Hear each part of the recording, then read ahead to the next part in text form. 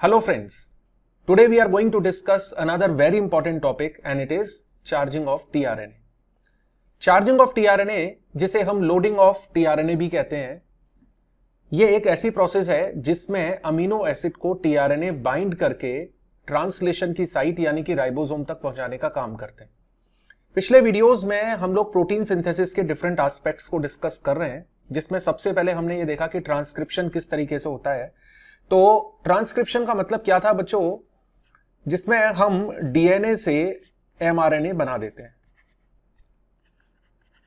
ये जो प्रोसेस थी इसका नाम था ट्रांसक्रिप्शन। एक बार जब हमारा एमआरएनए बन गया, इसकी हमने प्रोसेसिंग कर ली, उसके बाद हमारा पर्पस होता है कि इस एमआरएनए को राइबोसोम तक पहुंचाना। किस लिए? प्रोटीन बनाने के लिए। ये जो प्रोसेस है इसे सेंट्रल डोग्मा भी कहते हैं, यानी कि फ्लो ऑफ इंफॉर्मेशन भी कहते हैं। हम सभी को मालूम है जो प्रोटीन्स हैं वो क्या हैं बच्चों? पॉलीमर्स हैं अमीनो एसिड्स के, पॉलीमर्स ऑफ अमीनो एसिड्स। तो प्रोटीन यदि हमें बनानी है तो यह बहुत जरूरी है कि अमीनो एसिड्स को पकड़ करके राइबोसोम के पास तक लाया जाए, क्योंकि राइबोसोम ही वो फैक्ट्री है जहां पर प्रोटीन बननी है। तो प्रोटीन बनाने की जो इंफॉर्मेशन है, इंफॉर्मेशन का मतलब कौन सा अमीनो एसिड कहां आएगा। आपके पास 20 डिफरेंट टाइप के अमीनो एसिड्स हैं। इन अमीनो एसिड्स को आपको राइबोसोम तक लाना पड़ेगा। राइबोसोम को इंफॉर्मेशन एमआरएनए देगा कि भाई किस अमीनो एसिड को कहां प्लेस करना है। तो समझ लीजिए कि ये वाला जो काम है अमीनो एसिड को पिकअप करना, क्योंकि अमीनो एसिड्स कहां पड़े हुए हैं? साइटोप्लाज्म में पड़े हुए हैं, और साइटोप्लाज्म में ही राइबोसोम पर प्रोटीन की सिंथेसिस होनी है। अमीनो एसिड के खुद के पास तो कोई पैर है नहीं, कोई इतना दिमाग भी नहीं है कि खुद चल करके राइबोसोम तक आ जाए। तो पकड़ करके अमीनो एसिड्स को राइबोसोम तक कौन लेकर के आएगा? वो जो स्ट्रक्चर लेकर के आएगा, बिल्कुल सही पहचाना आपने, क्या बोलते हैं उनको हम? टीआरएनए। पिछले वीडियो में मैंने टीआरएनए का स्ट्रक्चर आपको बहुत डिटेल में समझाया है, और इससे पिछले वीडियो में मैंने आपको जेनेटिक कोड्स के बारे में भी बता दिया है। यानी कि प्रोटीन सिंथेसिस के सारे वीडियोस एक एक करके मैं आपके लिए ला रहा हूं। इसके बाद एक वीडियो और रह जाएगा, वो है बच्चों ट्रांसलेशन, जिसमें actual assembling of amino acids होगी कि किस तरीके से राइबोसोम पर अमीनो एसिड्स को जोड़ करके हम प्रोटीन बना देते हैं। तो ये अगला वीडियो होगा, तो आप लोग थोड़ा सा इंतजार करिए। और यदि वीडियोस आपको पसंद आ रहे हैं, जैसा कि आपके कमेंट से मेरे को लगता है कि वीडियोस आपको बहुत अच्छे लग रहे हैं, तो प्लीज चैनल को सब्सक्राइब कर लो, अपने कमेंट्स दो वीडियोस पे, मुझे बताओ कौन से वीडियोस आपको चाहिए। और एक छोटा सा काम और करिए कि इन वीडियोस को प्लीज अपने सोशल मीडिया पे शेयर करिए, अपने दोस्तों को शेयर करिए, अपने टीचर्स को शेयर करिए, और उनको बोलिए कि सर प्लीज इनको फॉरवर्ड कर दीजिए, स्टूडेंट्स को रिकमेंड कर दीजिए, जिससे कि हमारा जो पर्पस है education for all, quality education for all, वो हमारा फुलफिल हो सके। तो उसमें आप भी एक जरिया बन सकें। तो ये बहुत इंपॉर्टेंट है हमारे लिए कि इस चेन को रुकने नहीं देना है, इन वीडियोस को ज्यादा से ज्यादा शेयर करना है। चलिए बच्चों, अब बात कर लेते हैं चार्जिंग ऑफ टीआरएनए। तो क्वेश्चन यहां पर यह है कि भाई ये जो टीआरएनए है ये किस तरीके से अमीनो एसिड को पिकअप करेगा और इनको पकड़ करके राइबोसोम तक लाएगा। तो बस इतनी सी प्रोसेस को हम बोलते हैं चार्जिंग ऑफ टीआरएनए, है ना। अब ये जो बॉन्ड बनता है अमीनो एसिड और टीआरएनए के बीच में, ये जो बॉन्ड आपको नजर आ रहा है बच्चों, ये एक हाई एनर्जी बॉन्ड है, इसीलिए इसको इस तरह से रिप्रेजेंट करते हैं। एक सीधी लाइन के बजाय इस तरीके से इसको रिप्रेजेंट करते हैं, जो इस बात को इंडिकेट करता है कि ये एनर्जी रिच बॉन्ड है। तो ये जो बॉन्ड है, इस बॉन्ड का नाम क्या है आपको याद रखना है। इस बॉन्ड को बोलते हैं बच्चों अमीनो असाइल बॉन्ड। इस बॉन्ड का नाम आप लोगों को याद रखना है, this is called amino acyl bond. इस बॉन्ड को बनाने के लिए एक एंजाइम जिम्मेदार है, जिसे हम बोलते हैं अमीनो असाइल सिंथेटेज। तो ये पूरा एंजाइम का नाम है। अब ये प्रोसेस होगी कैसे, इसको मैं आपको समझा देता हूं, बड़े आसानी से आपको समझ में आ जाएगी। फिर एक डायग्राम के थ्रू भी मैं आपको समझाने की कोशिश करूंगा। सबसे पहली बात तो आप लोग ये समझ लीजिए कि जो टीआरएनए का स्ट्रक्चर है वो मैंने आपको बताया था। उसमें मैंने आपको ये बताया था कि जैसे सपोज कि ये हमारा टीआरएनए है, तो टीआरएनए का ये वाला जो एंड है ये 5 प्राइम एंड है, और दूसरा जो एंड है ये 3 प्राइम एंड है। 3 प्राइम एंड पर जो लास्ट का न्यूक्लियोटाइड होता है, राइबो न्यूक्लियोटाइड, वो होता है बच्चों ए, है ना। एडेनिन वाला जो न्यूक्लियोटाइड है वो यहां पर प्रेजेंट है, और उसके नीचे रहता है C और C, यानी कि 5 to 3 डायरेक्शन में यदि हम आ रहे हैं तो 3 प्राइम एंड का जो कॉन्फ़िगरेशन है वो है CCA, नीचे से ऊपर की तरफ CCA। ठीक है, तो ये बात हमें याद रखनी है। अब समझना क्या है कि ये जो बॉन्ड है अमीनो एसिड और टीआरएनए के बीच का, ये किस किस के बीच में बनेगा? ये इसी वाले A यानी कि 3 प्राइम एंड पर जो आपका A रखा हुआ है इसके बीच में बनेगा और अमीनो एसिड के बीच में बनेगा। ठीक है, टीआरएनए किस जगह से अमीनो एसिड को पिकअप करता है, कौन सी जगह है जहां से टीआरएनए अमीनो एसिड के साथ बॉन्ड बनाएगा, तो वो आप याद रखेंगे। ये वाला जो A है 3 प्राइम एंड का जो टर्मिनल मोस्ट एडेनिन मोइटी है, that will form the bond with amino acid and the name of the bond will be amino acyl bond। ठीक है, amino acyl bond and the enzyme responsible is amino acyl synthetase। अब इस process को charging क्यों कहते हैं? देखो, जब आप मोबाइल को चार्ज करते हो तो इलेक्ट्रिसिटी का होना जरूरी है या नहीं है? बिना इलेक्ट्रिसिटी के तो मोबाइल चार्ज नहीं हो सकता। आप चार्जर लगा दीजिए, किंतु यदि आपके सॉकेट्स में इलेक्ट्रिसिटी सप्लाई नहीं है, चार्ज नहीं होगा। तो चार्जिंग का सीधा सा मतलब है एक ऐसी प्रोसेस जिसमें एनर्जी का इस्तेमाल होना है, यानी कि it's an active process in which energy is actively used. तो वो एनर्जी आपको कौन प्रोवाइड कराने वाला है? वो एनर्जी कहां से आएगी? तो सबको मालूम है यार, एनर्जी की जब भी बात होती है तो एटीपी का जिक्र आता ही आता है। ठीक है, तो ये एक ऐसी प्रोसेस है जिसमें आप एटीपी का भी इस्तेमाल करोगे। मैं आपको यदि सिंपल लैंग्वेज में ऐसे ही बात करूं तो अमीनो एसिड मान लीजिए कि बड़े स्लगिश मॉलिक्यूल है ना, बड़े ऐसे आराम तलबी और आलसी मॉलिक्यूल है। टीआरएनए को जैसे ही पता लगा कि यार प्रोटीन बनने वाली है सेल के अंदर, तो सारे टीआरएनएज एक्टिव हो गए। कोई इधर जा रहा है, कोई इधर जा रहा है, साइटोप्लाज्म में घूमने लगे। और जैसे ही अमीनो एसिड के पास पहुंचे, अमीनो एसिड को उन्होंने जगाया कि भाई प्रोटीन बनने वाली है, बैठो हमारे साथ, चलो हमारे साथ, और हम तुम्हें राइबोसोम के पास ले चलते हैं और प्रोटीन में आप शामिल हो जाओ। ठीक है, किंतु अमीनो एसिड को सुनना तो था नहीं, क्योंकि स्लगिश मॉलिक्यूल है, आलसी मॉलिक्यूल है, चलना फिरना नहीं चाहते, बिल्कुल चलना ही नहीं चाहते। तो फिर क्या होगा? 2 थप्पड़ लगाए। कितने थप्पड़ लगाए? याद रखेंगे, 2 थप्पड़ लगाए। किसने? टीआरएनए ने। एक इधर से और एक उधर से। अमीनो एसिड एकदम उछल करके खड़ा हो गया और बोला, भैया बताओ कहां चलना है। तुरंत पीठ पर बैठ गया टीआरएनए की और टीआरएनए उसको लेकर के चल दिया। तो entire process is refer to as charging of tRNA. यहां 2 थप्पड़ का क्या मतलब है भाई? ये जो 2 बार पिटाई हुई अमीनो एसिड की, इसका मतलब क्या है? कि ये जो एटीपी है ये 2 बार टूटने वाली है, 2 बार टूटने वाली है। नॉर्मली क्या होता है, अपन इसको एक ही बार तोड़ते हैं और इसमें से एनर्जी निकाल करके इसको एडीपी में कन्वर्ट कर देते हैं।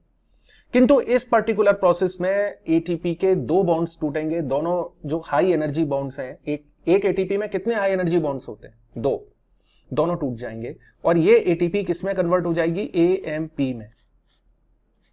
ठीक है, तो ये बात मैंने इसीलिए स्टोरी की तरह से आपको समझाई है, वो इसीलिए समझाई है जिससे आपको याद रहे। तो 2 बार एटीपी टूटेगी और 2 इनऑर्गेनिक फॉस्फेट यहां से बच्चों निकल जाएंगे, 2 इनऑर्गेनिक फॉस्फेट निकल जाएंगे and the resultant compound will be AMP, जो सोल्यूशन में चला जाएगा, आगे फिर एटीपी में कन्वर्ट होकर के वापस प्रोसेस को रन करेगा। और ये पूरी प्रोसेस एंजाइम की प्रेजेंस में होगी, अमीनो एसाइल सिंथेटेज। अब इस प्रोसेस को थोड़ा सा और डिटेल में समझने की कोशिश करते हैं और जिससे आपको ये बहुत अच्छे से समझ में आ जाएगा। देखिए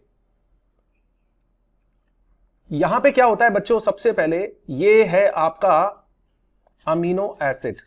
ठीक है ना, this is your amino acid. ये क्या है बच्चों? Enzyme. This is enzyme and इसके साथ में यहां क्या मौजूद है बच्चों? ये एक सेकेंड, जस्ट अ मिनट। हाँ, ये क्या है बच्चों? इसके साथ में अमीनो एसिड हो गया, एंजाइम हो गया और तीसरी चीज है एटीपी। ये तीनों मिलकर के एक कॉम्प्लेक्स बनाते हैं। इस कॉम्प्लेक्स को बच्चों हम क्या नाम देते हैं? इस कॉम्प्लेक्स को हम बोलते हैं, जस्ट अ मिनट, ओके, इस कॉम्प्लेक्स को हम बोलते हैं बच्चों AAENZ, यानी कि एंजाइम एंड AMP कॉम्प्लेक्स। यानी कि ये जो कॉम्प्लेक्स बनेगा तो इसमें क्या हुआ? 2 इनऑर्गेनिक फॉस्फेट निकल गए, यानी कि एटीपी टूट गई, जैसा कि मैंने अभी अभी आपको बताया। अब इस कॉम्प्लेक्स पर कौन अटैक करेगा?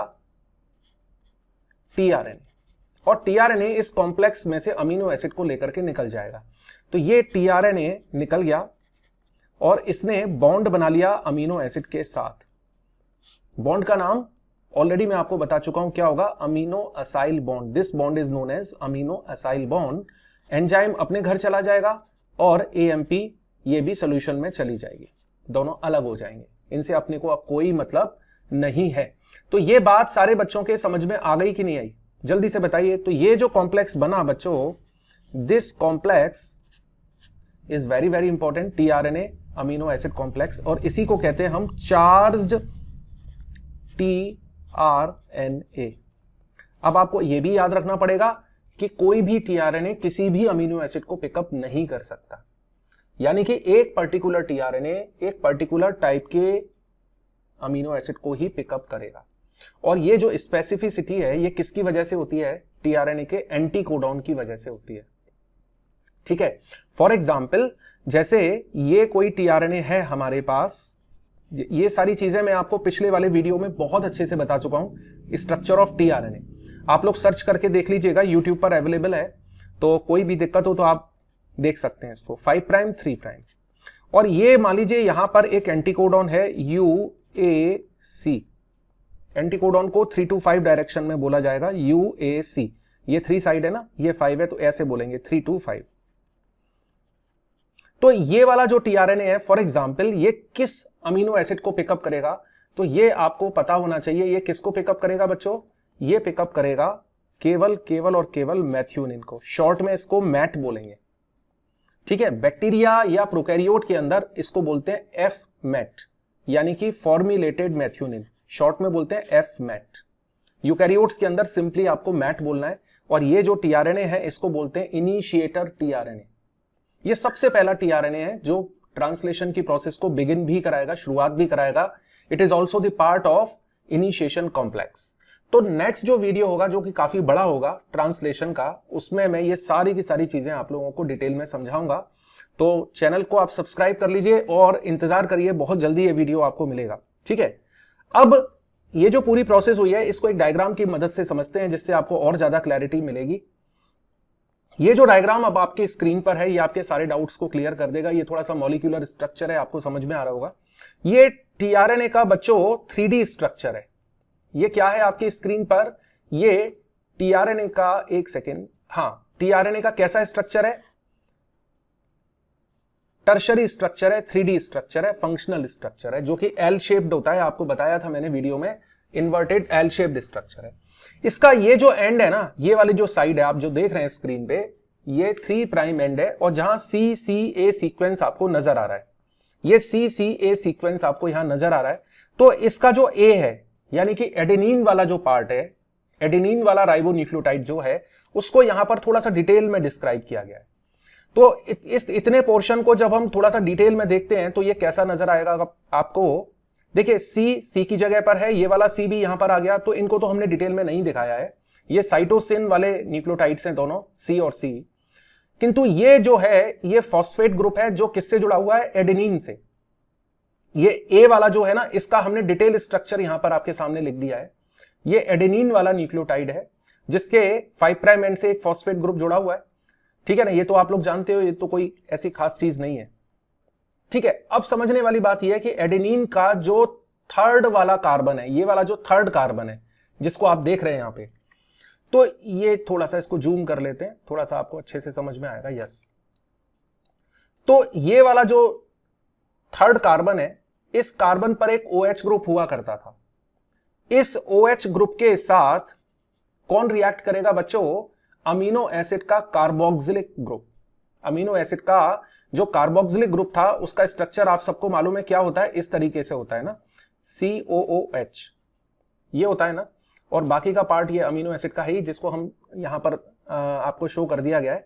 एक अमीनो ग्रुप होगा, एक R चेन होगी और एक CH होगा, है ना। तो यहां से बच्चों वाटर मॉलिक्यूल निकल जाएगा, है ना। ये एक वाटर मॉलिक्यूल यहां से निकल गया इस तरह से। तो यहां से जब वाटर मॉलिक्यूल निकलेगा तो क्या बनेगा, इस वाटर मॉलिक्यूल को यहां से हटा देते हैं। तो आप क्या देख रहे हैं बच्चों यहां पर कि ये O इसके साथ जुड़ गया, तो ये जो बॉन्ड बना यही बॉन्ड है बच्चों अमीनो असाइल बॉन्ड। तो ये जो बॉन्ड आप यहां पे देख रहे हैं, this bond is amino acyl bond, और इसके द्वारा जो अमीनो एसिड है वो अटैच हो गया किसके साथ? ये जो अमीनो एसिड आप देख रहे हैं ये किसके साथ जुड़ गया? टीआरएनए के साथ। अब इस टीआरएनए को हम बोलेंगे चार्ज्ड टीआरएनए। ठीक है, तो सारे बच्चों को समझ में आया होगा अच्छे से। यदि कहीं भी कोई प्रॉब्लम है या आपको पसंद आया या आपने क्या फील किया, प्लीज मुझे कमेंट सेक्शन में जरूर लिख करके बताओ, क्योंकि आपके जो कमेंट्स हैं वो दूसरे बच्चों को भी प्रमोट करते हैं और मेरे को भी ये बताते हैं कि मेरी जो चीज है वो मेरे स्टूडेंट्स के समझ में आ रही है या नहीं आ रही है। ठीक है, जिससे वीडियोस को और ज्यादा इंप्रूव करने का एक हमें तरीका मिलता है। ठीक है बच्चों, तो अगले वीडियो में ट्रांसलेशन के साथ आपसे फिर मुलाकात होगी। Till then, good bye and take care.